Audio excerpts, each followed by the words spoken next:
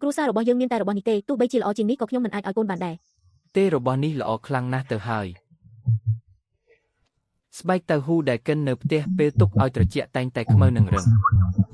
ប្រញាប់ញ៉ាំទៅញ៉ាំរួចអានឹងអាចចេញទៅលក់អីវ៉ាន់ពីព្រលឹម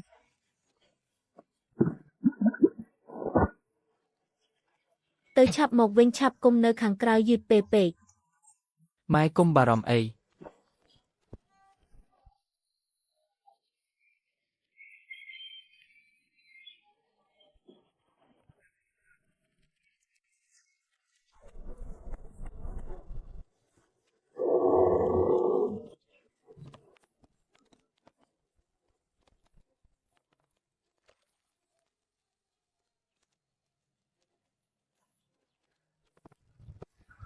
ម៉ែតើផ្ទះយើងធ្លាប់ធ្វើសៀងដែរទេសៀងនឹងហីរបស់នឹងទាំងខាតស្បៀងទាំងខាតកម្លាំងផ្ទះអ្នកធម្មតាមិនហ៊ានធ្វើទេប៉ុន្តែផ្ទះមីងលីរបស់អញហាក់ដូចជាធ្វើបានខ្លះដែរមិនដែរចង់ញ៉ាំសៀងមែនទេខ្ញុំចង់ធ្វើទឹកជ្រលក់ខ្លះសម្រាប់អាចារ្យពេលចំហុយដំឡូងបារាំងឬដំឡូងជ្វាអាចយកមកជ្រលក់ញ៉ាំបានហើយធម្មតាពេលញ៉ាំបាយឬលាបលើនំប៉ោងញ៉ាំក៏សមរម្យដែរបានតើកូនត្រូវការប៉ុន្មានម៉ែនឹងទៅទិញនៅផ្ទះមីងលីអញឥឡូវនេះបើអាចទិញត្រឹមតែមួយចានចង្កឹះបានហើយបានកូនចាំទីនេះចុះ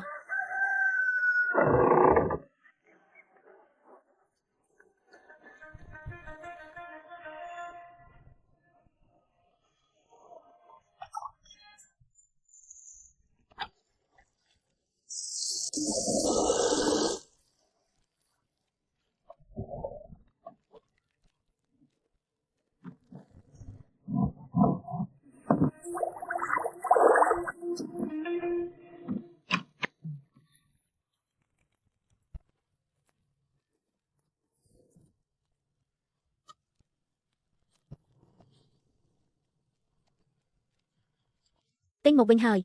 កុំថាឡើយសៀងនេះធំក្លិនឈ្ងុយណាស់ញ៉ាំជាមួយសៀងនេះអាចថែមបាយបានច្រើនចានទៀតលើក្រោយម៉ែទៅផ្សារទិញសណ្តែកសៀងខ្លះផ្ទះយើងក៏ធ្វើខ្លះដែរទៅ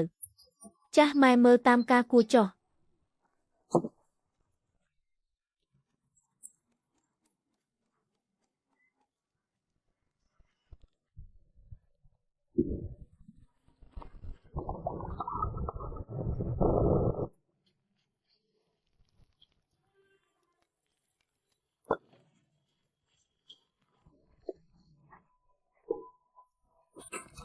ឈ្ងុយណាស់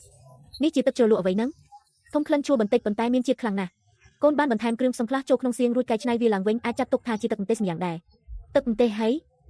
ក្លិននេះពិតជាខ្លាំងណាស់ឈួរចូលជ្រមុះតែម្ដងស្នាដៃកូនពិតជាគ្មានអ្វីត្រូវនិយាយទាស់ទើឡើយ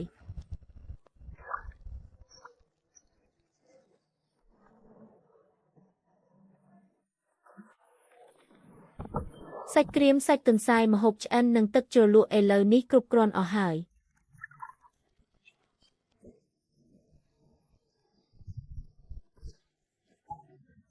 បងថ្លៃខ្ញុំមកវិញហើយតើពួកបងកំពុងធ្វើម្ហូបអ្វីឆ្ងាញ់ហ្នឹងខ្ញុំធំក្លិនឈ្ងុយតាំងពីចម្ងាយមកម្លេះឯងមកវិញចំពេលល្អណាស់ថ្ងៃត្រង់នេះពួកយើងញ៉ាំនំប៉័ងមូររំពងទានំប៉័ងមូររំពងទាហើយ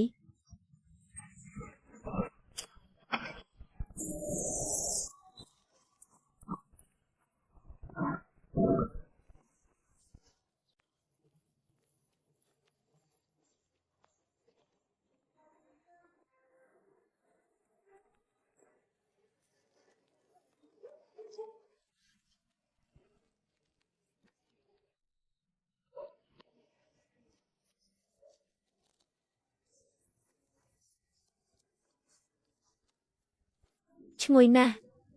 បងថ្លៃទឹកជ្រលក់នេះមានជាតិខ្លាំងណាស់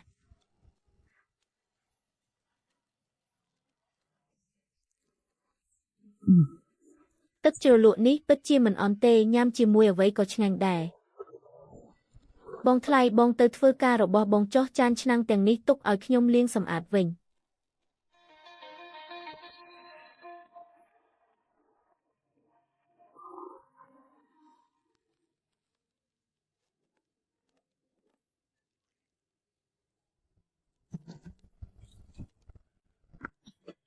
ម៉ែខ្ញុំទៅជំរុំមើលអាចារ្យហើយបានដើរផ្លូវប្រយ័ត្នប្រយែងផងទៅឆាប់មកវិញឆាប់កុំមកវិញយឺតពេលពេកចាស់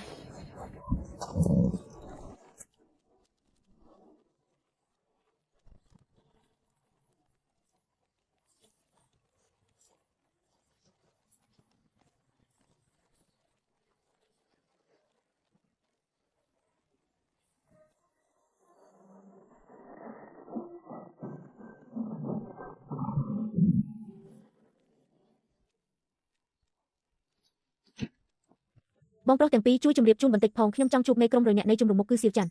តើនាងត្រូវជាអ្វីនឹងគាត់ ខ្ញុំជាប្រពន្ធរបស់គាត់ នាងរងចាំនៅទីនេះសិនចុះខ្ញុំនឹងចូលទៅជម្រាបជូនគាត់ រំខានផងចាស់នឿយហត់ដល់បងទាំងពីរហើយនេះជាអាហារដែលផ្ទះខ្ញុំធ្វើផ្ទាល់ខ្លួនបងទុកសម្រាប់ញ៉ាំលេងទៅ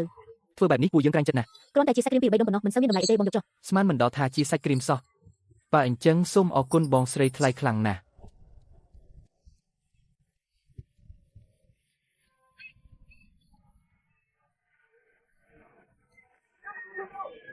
រីកាមេក្រុមមានស្រីក្មេងម្នាក់នៅខាងក្រៅជំរំចង់ជួបលោកនាងថានាងជាសមាជិកគ្រួសាររបស់លោកឯងថាម៉េចមានស្រីក្មេងម្នាក់នៅខាងក្រៅនាងនិយាយថានាងជាប្រពន្ធរបស់លោកខ្ញុំដឹងហើយ